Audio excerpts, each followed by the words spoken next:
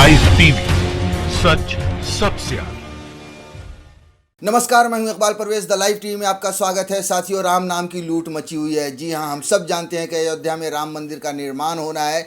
उसकी आड़ में फर्जी लोग राम के नाम से चंदा ले रहे हैं, पकड़े जा रहे हैं, खदेड़े जा रहे हैं, मगर अपनी हरकतों से बाज नहीं आ रहे हैं। जी हाँ, पास्ट में भी ऐसे कई केसेस हुए हैं। अभी जो एक मामला आया है, एक वीडियो सामने आया है जो बहुत वायरल हो रहा है कि उसमें एक महिला, कुछ लोग वैसे गले में वही जो भगवा रंग का गमछा लपेट लेते हैं, कोई अपने अपने संस्थाओं का गमछा लपेट लेते हैं और राम भक्त बनकर पहुंच जाते हैं चंदा लेने के लिए। वो जलील किए जा रहे हैं मगर अपनी हरकतों से बाज नहीं आ रहे हैं। अभी एक वीडियो वायरल हो रहा है जिसे बहुत ही सीनियर वरिष्ठ पत्रकार विनोद कापड़ी ने ट्वीट किया है। वैसे ये सोशल मीडिया पर अवेलेबल है, जो काफ़ी वायरल हो रहा है। उसमें लिखा है कि राम नाम की लूट है, लूट सके तो लूट।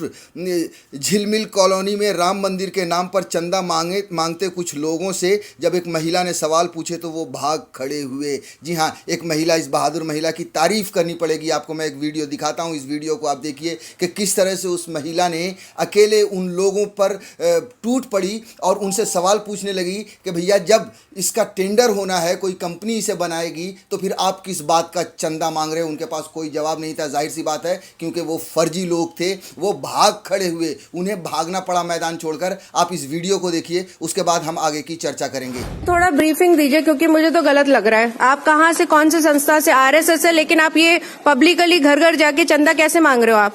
आपको राम मंदिर के नाम पे ये चंदा वसूलने का क्या, कैसे, आपको किसने अथॉरिटी दी है? बोलिए सर, बोलिए। आप ये जो स्लिप निकाल के जा रहे हो, ये किस हिसाब से, आपको किसने अथॉरिटी दी है? नहीं, वो पर्चा मैंने पढ़ लिया, but you doesn't have an authority to collect the money from a common people. आपको खुद राम मंदिर का पता नहीं है कि टेंडर निकाल रही है गवर्नमेंट और एलएनटी को वो मिलेगा। उसके बावजूद आप ये घर घर जाके कैसे आप कर सकते हो? नहीं, अरे मैं पर्चा पढ़ चुकी हूँ सर। ये गलत काम कर रहे हो, इसका जवाब तो दो। आपके पास जवाब नहीं है तो पैसे कैसे आप ले रहे हो कॉमन पीपल से? कैसे ले रहे हो? कोई जवाब है आपके पास? Do you have any kind of a reply on that? जवाब देंगे। हाँ, तो दो ना, अभी दो। आप कैसे ये कलेक्ट कर रहे हो? डी ब्लॉक में झिलमिल कॉलोनी में 4 लोग हैं जो आरएसएस के कह रहे हैं। कुछ नहीं होता।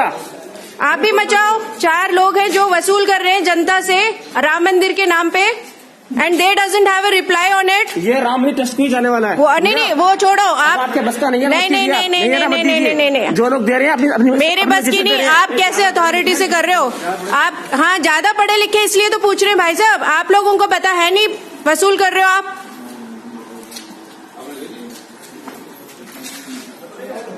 सर, वी आरएसएस के लोग हैं and they are collecting money from a common people. साथियों, तो देखा आपने कि किस तरह से एक महिला ने उन्हें खदेड़ दिया। उनके पास महिला के सवाल का कोई जवाब नहीं था। ये फर्जी लोग थे और इस तरह से पूरे देश में एक तरह से फर्जीवाड़ा फैला हुआ है। लोग राम के नाम पर लूट मचा रहे हैं, फर्जी चंदा कर रहे हैं, काट रहे हैं, चंदे की रसीद उन्हें दे रहे हैं। वो सब कई बार हमने पास्ट में केसेस देखे हैं। हम 1-2 केसेस के और आपको एग्जाम्पल देंगे। जैसे आप देखिए कि एक खबर छपी थी 17 जनवरी को, जो द लल्लन टॉप पे आई थी कि राम मंदिर निर्माण के लिए चंदे के नाम पर कथित हिंदू संगठनों द्वारा मुरादाबाद में ठगी। अयोध्या में 2020 में राम मंदिर निर्माण की नींव रखी गई थी। अब मंदिर निर्माण का काम चल रहा है और इसके लिए देश भर से चंदा जुटाने की मुहिम भी चल रही है, लेकिन राम मंदिर के चंदे के नाम पर ही ठगी शुरू हो गई है। उत्तर प्रदेश के मुरादाबाद में इसी तरह का एक केस दर्ज हुआ है, जहां राम मंदिर निर्माण के नाम पर कथित हिंदू संगठनों द्वारा ठगी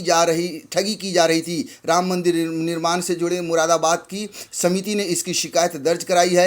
एफआईआर दर्ज हो गई है। इस बारे में राम मंदिर निधि समर्पण समिति के मंत्री प्रभात गोयल ने बताया, 16 जनवरी को हमारे कुछ कार्यकर्ता एक जगह चंदा मांगने गए तो लोगों ने कहा कि वो तो 2 दिन पहले ही चंदा दे चुके हैं। उन्होंने 21 रुपये और 25 रुपये की रसीदें भी दिखाई। हमने पूछा कि चंदा किसको दिया तो उन्होंने कुछ लोगों के नाम बताए। हमने उन्हें फ़ोन किया, पूछा कि क्या आप राम मंदिर के नाम पर चंदा जुटा रहे हैं, तो वो बोले हाँ, जबकि उनके पास राम मंदिर के नाम पर चंदा इकट्ठा करने का कोई अधिकार नहीं है। ये सोचिए कि किस तरह से फर्जी लोग मैदान में उतर पड़े हैं। अगर आप उस वीडियो की तरफ भी देखें तो उस वीडियो में वो महिला भी यही सवाल पूछ रही थी। हालांकि उस महिला ने यह भी कहा कि इसका टेंडर जाना है, एक कंपनी है जो इसका निर्माण करेगी, फिर आप किस बात का चंदा मांग रहे हैं, वो समझ लीजिए कि मुंह छुपाए फिर रहे थे। जैसा कि अब आपने वीडियो में देखा, आप हमारी तरफ दूसरी तरफ स्क्रीन में आप फिर दोबारा देख सकते हैं कि किस तरह से उनके पास कोई जवाब नहीं था, वो बेबस नज़र आ रहे थे क्योंकि वो फर्जी काम कर रहे थे।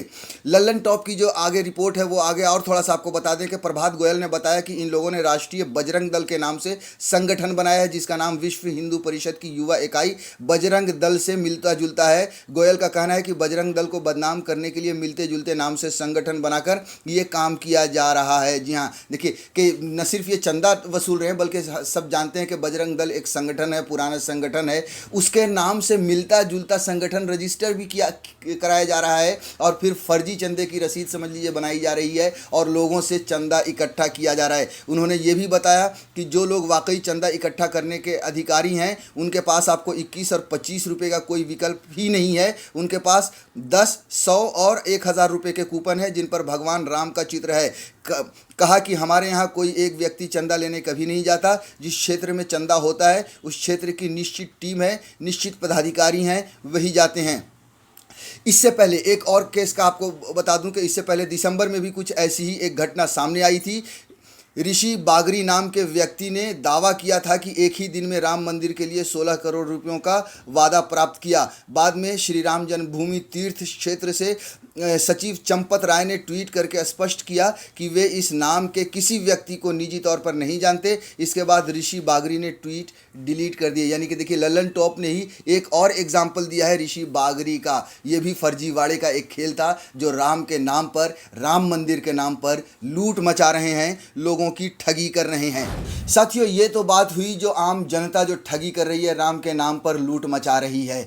अब बात करें अगर दूसरी तरफ सरकार की, तो सरकार के रवैये से भी काफ़ी सारे संत नाराज़ हैं। जी हाँ, हम सब जानते हैं और शायद यही मानना है कई संतों का भी कि ये जो सरकार है उनको किसी राम मंदिर से या राम से लेना देना नहीं है, या ऐसी संस्थाओं को राम मंदिर से या राम से लेना देना नहीं है। इनका मकसद सिर्फ और सिर्फ राजनीति है। ये वोट की राजनीति के लिए ये सारी चीज़ें कर रहे हैं। हम आपको एक खबर अभी छपी है हिंदुस्तान में, उस पर थोड़ा सा बता दें कि सरकार पर बरसे शंकराचार्य। स्वरूपानंद सरस्वती बोले अयोध्या में राम मंदिर नहीं, विहिप का कार्यालय बन रहा है। यानी उनका ये मानना है कि जो सरकार पर से नाराज़गी जाहिर करते हुए उन्होंने ये कहा है कि वहाँ राम मंदिर नहीं बन रहा है बल्कि विश्व हिंदू परिषद का कार्यालय बन रहा है। आगे जो विस्तार से खबर छापी है हिंदुस्तान ने वो बता दें कि अयोध्या में भगवान श्री राम का मंदिर नहीं बन रहा है बल्कि आने वाले दिनों में वहाँ विश्व हिंदू परिषद का कार्यालय बनेगा। मंदिर वो बनाते हैं जो राम को मानते हैं, उन्हें आराध्य मानते हैं, राम को महापुरुष नहीं मानते। यह बातें द्वारका शारदा पीठ के शंकराचार्य स्वामी स्वरूपानंद सरस्वती ने कही। स्वामी स्वरूपानंद सरस्वती माघ मेले में मौनी अमावस्या स्नान के लिए शनिवार शाम प्रयागराज पहुंच गए। मनकामेश्वर मंदिर में उन्होंने तमाम मुद्दों पर पत्रकारों से अनौपचारिक बातचीत में अपनी राय रखी। उन्होंने कहा कि भगवा पहन लेने मात्र से कोई सनातन धर्म को नहीं मानता। प्रयागराज में 2 महापुरुषों के साथ भगवान राम की मूर्ति रखी गई थी। भगवान राम में महापुरुष नहीं, भगवान हैं। शंकराचार्य स्वामी स्वरूपानंद ने श्री राम जन्मभूमि तीर्थ क्षेत्र ट्रस्ट के गठन पर भी सवाल उठाया। जी हाँ, वहाँ पर जो ट्रस्ट जो बनाया गया है उस पर पहले से ही सवाल उठ रहा है। जब से ये ट्रस्ट बनाया, जब से सुप्रीम कोर्ट का फैसला आया था कि वहाँ पर ट्रस्ट बनाया जाए, उस ट्रस्ट पर भी लोगों का बहुत सारी ऐसी संस्थाएँ हैं या फिर संत हैं जिन्होंने उस ट्रस्ट पर सवाल उठाया है, उठा चुके हैं पहले से ही। आगे जो कहा है उन्होंने वो आपको बता दूं कि उन्होंने कहा कि इसमें एक भी व्यक्ति ऐसा नहीं है जो प्राण प्रतिष्ठा कर सके। हमने जो ट्रस्ट बनाई थी उसमें हिंदू के प्रतिनिधि थे।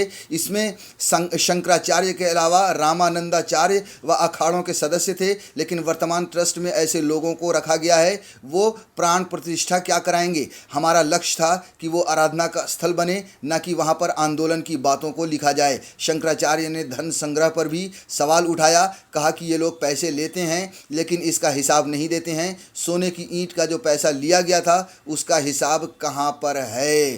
सोचिए कितने बड़े बड़े आरोप लगाए हैं सरकार पे या ट्रस्ट पे शंकराचार्य ने, और ये कोई आम आदमी नहीं है, ये शंकराचार्य हैं। साथियों, तो देखा आपने कि चाहे वो संत हों, वो सरकार से नाराज़ हैं। उनका ये मानना है कि ये यहाँ पे राम मंदिर नहीं बन रहा है बल्कि विश्व हिंदू परिषद का कार्यालय बन रहा है। वहीं दूसरी तरफ राम के नाम पर पूरे देश में कहें या देश के अलग अलग हिस्सों में कहें ठगी का सिलसिला जारी है। कई जगह से तो ये भी तस्वीरें आ चुकी हैं पास्ट में कि जिन लोगों ने इनकार किया उन पर ज़ोर ज़बरदस्ती किए गए। कई लोगों पर हाथापाई की भी खबरें आई हैं जो सोशल मीडिया पर हमने देखी हैं।